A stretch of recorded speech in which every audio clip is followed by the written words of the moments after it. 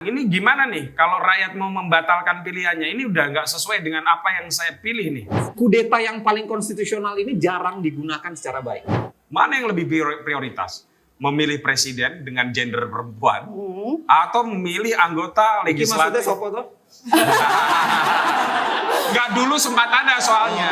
Partai juga kewalahan dalam hal ini. Akhirnya yang dimasukkan kan ya istrinya, anaknya gitu ya, yang memang sudah lebih dahulu berkuasa sehingga kemudian jadi politik dinasti. Tapi kalau misalnya pilihannya adalah presiden laki-laki dan perempuan, Anda memilih mana? Calon pemimpin perempuan kita salah satunya, saya tidak menyebut banyak lah ya, sudah berpengalaman menjadi anggota DPR, sudah berpengalaman menjadi menteri, sudah berpengalaman menjadi ketua DPR. Kurang apa?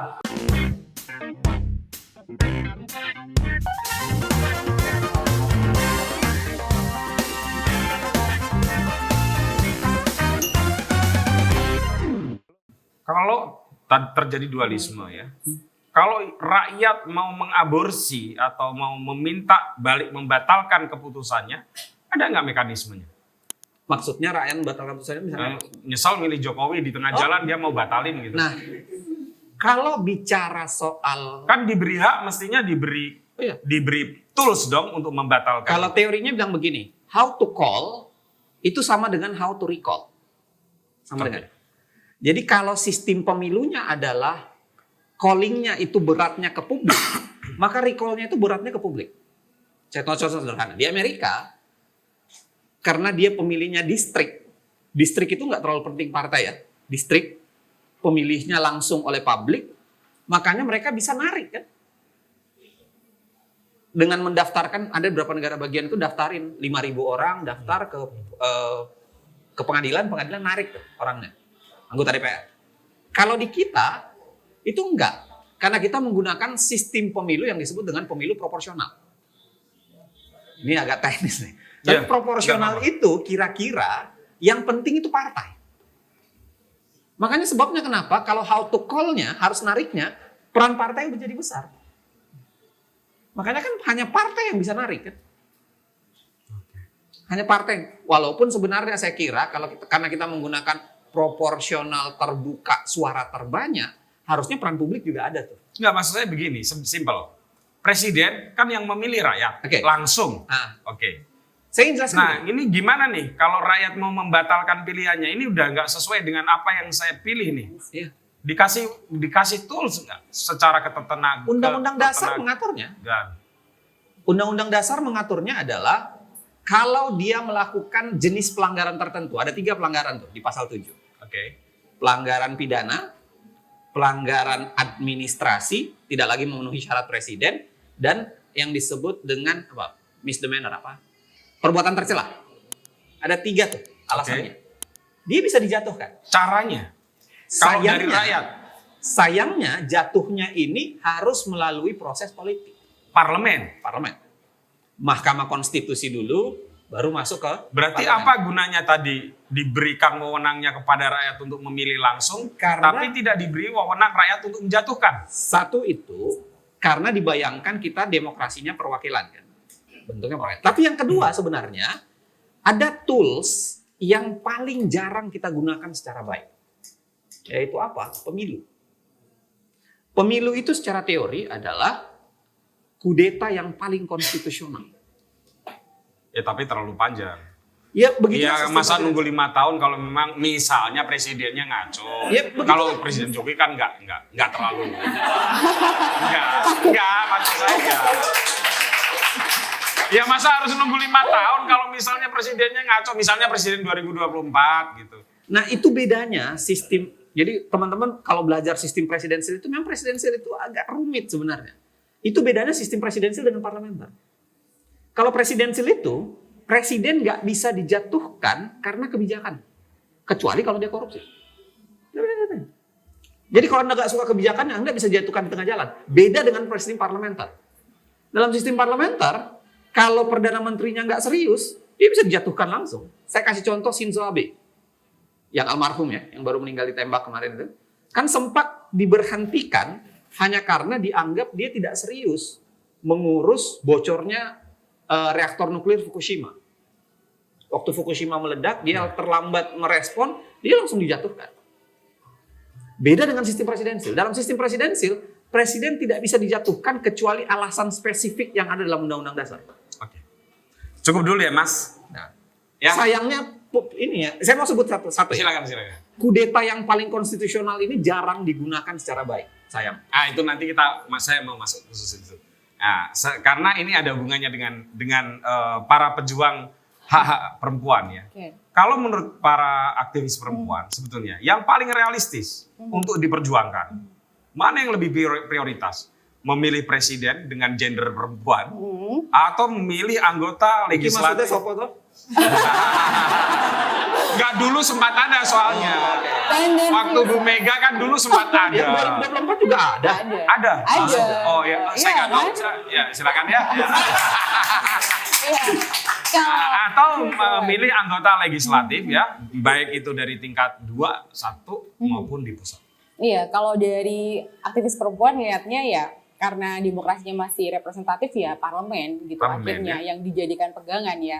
Tapi dengan berbagai macam syarat ya. Gimana, Artinya Mbak, syaratnya? harus ada perbaikan di partai politik sendiri gitu ya. Kita akan melihat selama ini secara kelembagaan, kemudian soal transparansi, soal bagaimana kaderisasi di dalam partai itu kan problem serius gitu.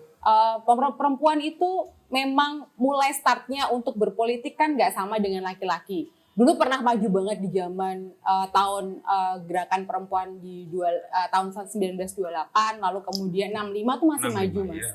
Nah begitu Orde Baru kan dipukul mundur ya. Artinya ketika ini mau memulai waktu pertama kali ada afirmasi bahwa kuota perempuan 30% itu semua gagap sebetulnya. Kenapa? Karena perempuan yang sudah lama ditempatkan di ruang domestik diminta untuk hadir ke ruang publik gitu. Partai juga kewalahan dalam hal ini. Akhirnya yang dimasukkan kan ya istrinya, anaknya gitu ya, yang memang sudah lebih dahulu berkuasa sehingga kemudian jadi politik dinasti akhirnya. Yang luput adalah soal elektabilitas ini yang tidak digarap oleh partai adalah kompetensi dari si pemilih kadernya dan yang dipilih. Itu kan lupa. Elektabilitas hanya kemudian dimaknai sebagai popularitas belaka. Sehingga kemudian yang muncul adalah ya mereka-mereka yang akan jadi vote getters gitu. Artinya artis-artis dipilih gitu ya. Atau Lalu problem kemudian dinasti. ya atau kemudian politik dinasti yang dipilih gitu sampai saking desperate-nya partai, bahkan kemarin ada satu partai yang karena popularitas itu ya bagi-bagi tiket Blackpink gitu ya. Segitunya gitu ya. Artinya kalau Saking memang pengennya ya. saking desperate-nya gitu. Lalu Iya, dia iya, bilang iya, ya ini iya. secara apa salahnya nggak ada yang melanggar hukum, oke, tapi secara Iya, etik iya, iya. aduh tolong ya gitu. Iya, barusan juga ada yang bagi-bagi amplop di masjid. Iya, benar. Zakat Mas, zakat gitu. Zakat, ya. Atau Zakat, bahkan Mas. kalau sekarang masih dijumpai kayak miris banget teman-teman artis yang kemudian ada di Dewan waktu itu sempat satu tokoh itu bilang TPPO itu harusnya masuk Komisi 6 karena itu soal perindustrian gitu. Ngomongin soalnya tindak pidana perdagangan soal tindak pidana perdagangan orang kan. Dipikirnya itu industri. Padahal kan sebenarnya ini soal advokasi. Iya, kan, itu gitu. lucu Ada banget di- itu. ya. Dipikirnya trading itu. Iya, dipikirnya trading industri gitu. Tapi itu kan sebenarnya tidak beda perdagangan orang kan soal kita advokasi ke perempuan dan anak gitu ya. Segitunya gitu. Artinya isu-isu perempuan sendiri itu memang harus kemudian istilahnya dimasukkan dalam agenda-agenda partai termasuk ke kadernya dan lain sebagainya. Itu sih Mas. Jadi kalau Ya. tapi dengan syarat tertentu kalau kami sih masih ke parlemen gitu loh. Ya. Artinya perjuangannya masih di sana. Siapapun pemimpinnya sih kalau negara kita kan udah terlanjur autopilot nggak sih gitu ya. Benar. Tapi kalau misalnya tadi oke, saya setuju dan bisa dimengerti argumen itu. Tapi kalau misalnya pilihannya adalah presiden laki-laki dan perempuan, Anda memilih mana? Saya memilih yang dia sadar soal isu perempuan, bisa mengadvokasi isu perempuan. Tidak Gender semua. itu belum tentu. Spesifik banget nih makin Gender belum tentu kemudian membuat seseorang itu sadar. Nah, soal masalahnya isunya itu. loh. Kalau Masalahnya itu gini, nah ini penting Mas Uceng. Karena argumen yang sama bisa dipakai untuk menyerang balik kepada kuota misalnya 30%. Kan belum tentu yang perempuan itu punya kesadaran gender lebih baik dari laki-laki. Nah itu gimana? Ya, tapi kemudian yang harus dipahami adalah membuat tadi karena saatnya nggak sama, kan kita nggak boleh dong lalu kemudian nggak juga kasih kesempatan kepada perempuan ya kan gitu. Nah, Kenapa presiden nggak dikasih kesempatan perempuan? masalahnya soal yang berkesempatan menjadi presiden perempuan adalah yang itu aja ya kan ya. Dia harus Ya, punya tadi ada problem modal dinasti. sosial, Enggak, tadi ada modal problem politik, sorry, modal tadi- ekonomi ya kan. Tadi ada problem dinasti juga di Ya, perempuan, betul. ada problem selebritas juga, sama kan? Sama. Ya. Tapi kenapa kalau presiden beda? Iya, karena ini adalah yang dicarikan sosok pemimpin ya kan. Sosok pemimpin yang memang dia secara punya jiwa kepemimpinan. Satu, yang kedua ya paham semua isu Mas gitu. Nggak hanya kemudian lalu gendernya aja yang dilihat gitu. Soal parlemen kenapa dia harus penting ada diisi oleh perempuan? Ya memang karena kita harus ada pemajuan di politik. langsung Siapa tahu digagas. besok kalau misalnya di parlemen ini udah terlatih ya, teman-teman perempuan berpolitik, nanti akan muncul calon pemimpin perempuan yang memang Loh, dia calon pemimpin perempuan kita salah satunya, saya tidak menyebut banyak lah ya, sudah berpengalaman menjadi anggota DPR, sudah berpengalaman menjadi menteri, sudah berpengalaman menjadi ketua DPR, kurang apa? track recordnya yang membela kok hak-hak sampean perempuan ngomong, mana nih? Sudah Yang berpengalaman meringis- menjadi ketua. Yang meringis itu Ganjaris loh. Saya tidak menyebut nama loh ya. Sudah berpengalaman memimpin partai, ketua DPP.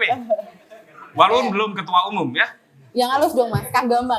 Nggak, sebenarnya saya sederhana begini, kalau bicara soal perempuan ya, kalau bicara soal keadilan kan kita kenal ada 3 teori sebenarnya keadilan ya, dasarnya gitu. Equality, equity, sama equivalensi. Kalau equality itu ya semua diperlakukan sama kan. Oke. Tapi equity itu orang tidak bisa diperlakukan sama. Nah di situ barangkali letak kalau kita bicara soal perempuan gitu. Equity. Iya, Jadi iya, dia iya. diberikan berdasarkan ada tujuannya. Jadi kalau equality itu adalah tujuan, equity itu adalah cara untuk mendapatkan equality. Oke. Jadi misalnya partisipasi perempuan masih kurang di parlemen, ya dia dikasih kuota 30% perempuan. Oke, setuju. Tapi kenapa hal yang sama tidak diterapkan untuk presiden? Karena presiden tidak ada problem soal keterwakilan. Hanya persoalan keterwakilan. Tidak ada problem. Kan yang mau dijawab dari 30% perempuan itu adalah prinsip keterwakilan kan. Karena perempuan belum berperan banyak. Ya pada satu sisi kan memang dunia terlalu maskulin kan. Dunia Nah itu terlalu persoalan maskulin. kita kan. Iya, dari dulu juga presiden kita terlalu maskulin. Kenapa nggak mau coba digeser supaya lebih feminin? Nah kalau itu saya kira tidak ada masalah. Kalau soalan mau dibawa, feminisme kan tidak bisa lahir hanya sekedar soal apakah dia perempuan atau dia laki-laki. Tetapi kalau soal keterwakilan perempuan secara langsung, itu yang mau dijawab di soal DPR gitu. Siap. Tapi kalau di soal presiden kan bukan. Terima kasih. Ini bukan mewakili Ganjaris atau ya. Bukan ya, saya tahu Nggak ada Mas Uceng kaitannya. enggak lah ya. Beliau siapapun presidennya nanti menteri kehakiman dan hukumnya Mas Uceng. Tepuk tangan dulu dong. Oke, Mas Uceng, tadi sebelum saya buka pertanyaan untuk teman-teman, tadi ada tuduhan yang serius terhadap warga negara. Karena Anda bilang bahwa cara menghukum partai politik atau apapun itu adalah ketika pemilu. Itu menuduh warga negara itu. Warga negara tidak menggunakan haknya dengan baik. Saya, Mas Uceng, belum pernah mengotori jari saya dengan tinta pink. Apa? Pink, bener. Apa? Ungu. Belum pernah. Jadi saya belum pernah masuk ke bilik suara. Sepanjang hidup saya. Bukan karena saya tidak punya kesadaran politik. Tapi karena saya tahu bahwa itu tidak ada maknanya apa-apa bagi saya. Dengan berbagai pertimbangan. Jangan-jangan persoalannya bukan di warga negaranya. Tapi persoalannya di infrastruktur politik kita. Silakan Mas Uceng. Saya kira problemnya karena kadar keimanannya ke demokrasi ketinggian gitu. Standarnya ketinggian. Kadar keimanan ke demokrasi begini, terlalu percaya bahwa demokrasi bisa menawarkan malaikat. Sebentar, saya kira kok yang ada di foto-foto itu nggak ada yang malaikat ya. Ya, Makanya. makanya saya bilang begitu. Demokrasi itu bagi saya sebenarnya istilahnya itu lesser evil. Kita memilih derajat setan yang paling kecil ya itu. Apa sih yang paling Anda takuti sekarang? Pocong ya? Jangan pilih pocong. Apa yang paling Anda nggak takutin? tuyul. Pilih tuyul. Karena memang nggak ada malaikat. Demokrasi itu nggak menawarkan malaikat. Ada film bagus dan saya suka. Anda nonton bagaimana yang namanya pemilu itu menjadi industri kampanye media campaigner. Our Brand is Crisis. Ada yang pernah nonton? Sandra Bullock dengan Joe Thornton. Itu film bagus Apa banget. judulnya? Our Brand is Crisis, kalau nggak salah. Oke, dicatat ya. Saya juga belum nonton. Itu bagus banget. Jadi menjelaskan bagaimana dua media campaigner itu bertarung untuk memenangkan presiden. Oh, itu Di sebuah- serial bukan? Bukan. Bukan, ya? Film lepas. Sandra Bullock dengan itu bagus banget untuk menjelaskan bagaimana dia udah tertangkap salah satu kandidat itu, anaknya tertangkap narkoba, itu elektabilitasnya turun, tapi karena dipoles sama media campaigner, dia langsung bisa naik. Oke, cukup dulu. Ini penting menurut saya. Kenapa? Iya. Kenapa? Iya, Karena kenapa? pemilu itu begitu. Jadi yang salah adalah cara pandang kita ketinggian terhadap demokrasi. Enggak, Dan- masalahnya tadi Anda juga bilang nggak ada identitas politik yang secara ideologis ada di setiap partai yang berbeda. Kenapa harus kita pilih? Nah, itu yang saya bilang tadi. Kita memilih berdasarkan preferensi saja. Kalau dia aktivis perempuan, ya pilih yang bela perempuan. Oke. Gunakan Jadi preferensi bukan kecil. partainya ya? Nggak usah menganggap bahwa ada sebuah partai sosok yang tiba-tiba malaikat. Enggak, dia pertanyaan saya nggak usah partainya, berarti memilih sosoknya. pilih aja. Berarti Anda setuju proporsional? Terbuka. Terbuka. Di sini begini. Pilih saja berdasarkan preferensi yang Anda bayangkan. Jangan bayangkan ada sosok yang tiba-tiba sempurna, semua prasyarat dasar Dharma Pramuka dia penuhi gitu. Iya, masalahnya nggak ada juga, nggak tahu nih teman-teman ya. Memangnya pada kenal tuh semua yang calon yang ada di foto-foto itu? Enggak kan Bu ya? Enggak. Ya, makanya pilih aja berdasarkan preferensi. Ya kalau nggak ada preferensinya gimana? Ya sederhana gini. Aktivis anti korupsi, pilih aja wajah yang kira-kira nggak korupsi. Wah, gimana lu? Itu kenapa kan calon-calon dari partai baru banyak pemilihnya kan kemarin gitu. Oke. Karena dia belum ada jejak atau track record dia koruptor Itu kan gitu. selemah-lemahnya Kayaknya iman karena orang belum Islam. korupsi. Ada bukannya karena belum korupsi. Wah, Akhirnya Oke.